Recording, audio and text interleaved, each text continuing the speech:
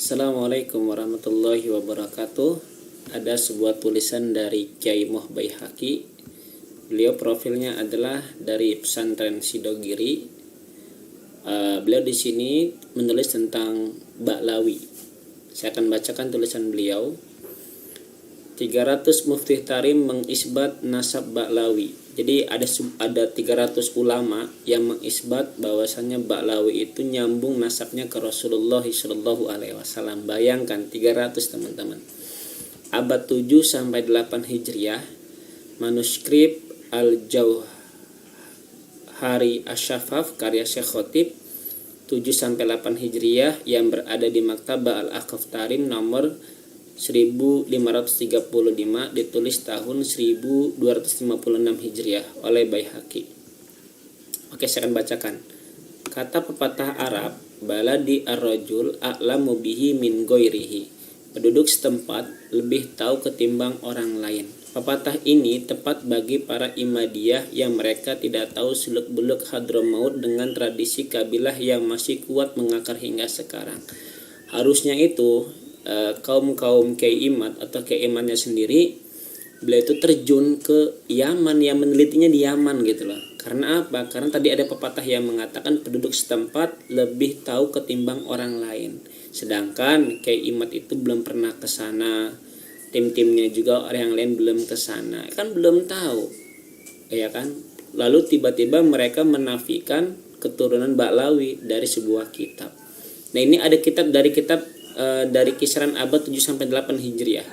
Jika Imadiyah tidak tahu tentang seperti apa Ba'lawi, apa masyhur turun-temurun di Hadramaut dan lain-lain, maka jawabannya satu, apa ada yang mengingkari mereka di tanah kelahiran mereka, maka pepatah di atas sangat tepat untuk rujukan, tanyakan ulama setempat. Nah, masalahnya di Tarim itu teman-teman tidak ada ulama yang memutuskan nasab Ba'lawi.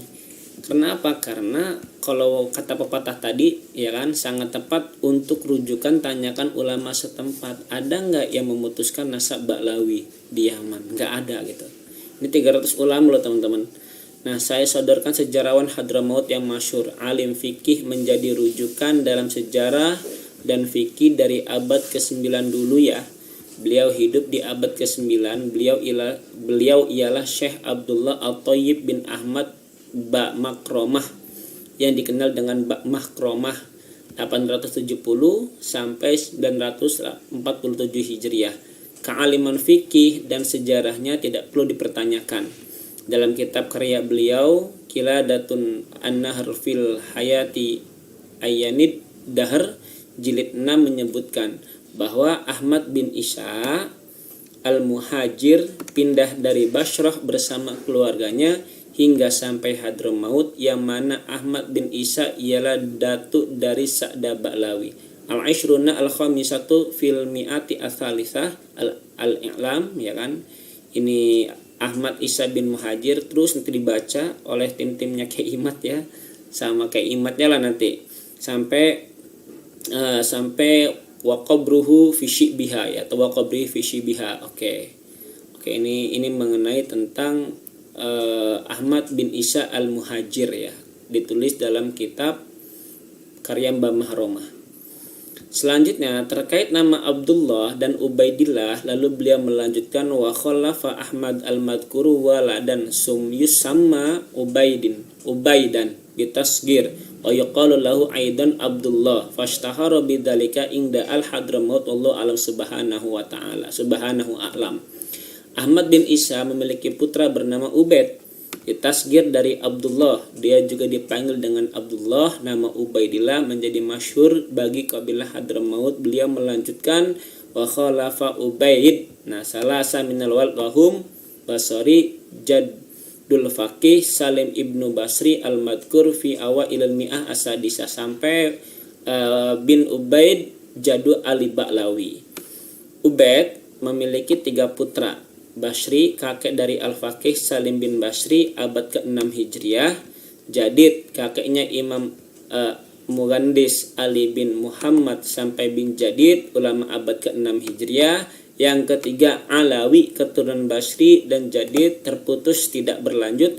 Namun putra Ubaidillah di puncak abad ke-6 Hijriah tidak memiliki keturunan kecuali keturunan Syekh Alawi bin Ubaidillah yang menjadi Datuk Sa'da Ba'lawi. Tidak berhenti di situ, bahkan beliau menyebutkan 300 muftih tarim yang mengisbat nasab Ba'lawi dan ditetapkan nasab Ba'lawi di depan hakim dengan 100 saksi. Hingga para ulama dan orang-orang soleh ijma atas sohihannya nasab Ba'lawi. Berikut redaksinya. Qala al-Khatib terus ulama Qadima Ahmad bin Isa sampai wasolihun, ya, bisa dibaca oleh kalian sendiri. Nah, Syekh Bah Makromah memiliki riwayat dari kitab Al-Jauharus Syafaf karya Syekh Abdurrahman bin Muhammad Al-Khatib 724 Hijriah. Kitab Al-Jauhar Syafaf masih dalam bentuk manuskrip di Maktabah Al-Ahqaf Tarim nomor 1535 dengan salinan naskah pada tahun 1256 Hijriah. Saya tampilkan di SS bawah. Alhamdulillah saya punya PDF-nya. Dalam isbat nasab cukup adanya saksi 2 adil, lebih-lebih 300 mufti mengisbat dan disaksikan oleh 100 saksi lebih, itu jauh lebih dari cukup dalam penetapan nasab. Mau tahu siapa aja yang mengisbat mentashih nasab Ba'lawi di antara abad ke-7 dan ke-8? Yuk kita lanjutkan nukilan dari kitab Al-Jauhar Syafaf yang dinukil oleh Syekh Bah Makromah dalam kiladahnya berikut. Qala wa mimman sahaha, terus ya sampai wallahu a'lam, setidaknya di antara abad ke-8 ke-7 dan ke-8 ada banyak mufti Syafi'iyah yang mengakui dan mentasyikan nasab Ba'lawi, di antaranya Imam Muhammad bin Abil Hub, Imam Ahmad bin Muhammad Al-Marwani At-Tarimi, ya kan, kemudian Imam Al-Muhaddis Umar bin Ali, Imam Al-Qutbu Abdullah Yafi dan lain-lainnya. Anda tahu siapa Abdullah bin Asad Al-Yafi? Beliau termasuk salah satu ulama Syafi'iyah yang termasuk dalam Tabaqat Asy-Syafi'iyah disebutkan oleh Al-Imam Subki dan Qadi Ibnu Abi Syu'bah. Beliau berasal dari Yaman lalu pindah ke Mekah hingga wafat di sana. Oke. Lanjut ya. Imam Asy-Syubki dalam Tabaqahnya mengatakan Abdullah ibnu As'ad ibnu Ali al-Yamani al-Yafi'i ar-rajulu as-salihu sahibul musannafat al-kathirah wa nadmul kathirah, ya kan, ustumi'at fi makna sanah sab'a wa arba'ina wa sab'u mi'atin wa tufiya bi Makkah sanah sab'a wa sitina wa sab'a mi'atin fi Jumadil ula minha. Imam Qadi Abi Syu'bah Ubaidillah bin As'ad bin Ali bin Sulaiman. Terus sampai sini ya teman-teman, qabla sab'u mi'atin ya. Sab'u mi'ati Al-Jarqali mengidentifikasi bahwa Imam Ubaidillah bin As'ad Al-Yafi ini hidup di abad ke-7 dari tahun 698 sampai 768 Hijriah semasa dengan Imam Tajuddin Asy-Syubki.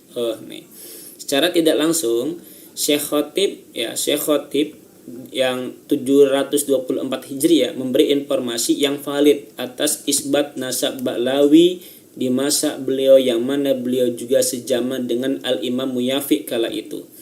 Ada beberapa poin penting kata Ustadz Baihaqi. Pertama, Imam Alawi bin Ubaidillah sudah masyhur sejak abad ke-6 tuh teman-teman, sebagaimana disebutkan Syekh Bah Makromah di awal. Kedua, isbat nasab Ba'lawi terjadi di abad 7 sampai 8 Hijriah. Secara logika, tidak mungkin para mufti dan ulama kala itu mengisbat jika nasab Sa'ad Ba'lawi tidak masyhur di kalangan penduduk setempat, apalagi disaksikan dengan jumlah saksi yang cukup banyak di depan hakim. Ketiga, ketersambungan pencatatan sejarawan Hadramaut dari abad 7 sampai 89 secara berurutan hingga sekarang, dan ini semua data dari non Ba'lawi. Di luar sana banyak data dari Ba'lawi memiliki data valid yang tidak bisa terbantahkan. Dari sini mungkin jelas apa kata Kiai Imad, wa inna afta al-muftun la nuqallibuhum. Meski para mufti memfatwakan saya nasab Ba'lawi, saya tidak akan terima. Ini kata Kiai Imad. Ternyata betul. Ada 300 mufti ditambah 100 saksi, bukannya hanya fatwa yang aja, tapi taraf ijma ulama kala itu. Terima kasih, kami diberitahu mana ulama dan mufti yang harus kami percayai. Pasti Imadiyah pada nanya di sana kekosong dengan catatan dari abad ke-6, ke-5, ke-4 hingga sampai ke Imam Ahmad bin Isa ini menandakan bahwa nasab Balawi rungkat selama 300 tahun lebih. Tunggu dulu mas, ini masih mending dicatat kitab Ibnu Tobah 4 Hijriah. Ada yang lebih parah, rungkat kekosongan selama 600 tahun lebih, tetapi tetap saja nasabah menerima dan mensohhekan. Apa benar? Santai dulu. Oke, ini ya manuskripnya teman-teman. Ya sudah jelas lah, nasab Ba'lawi itu terang menerang ya, terang menerang daripada yang dikatakan oleh Kiai Imad. Mungkin segini saja. Assalamualaikum warahmatullahi wabarakatuh.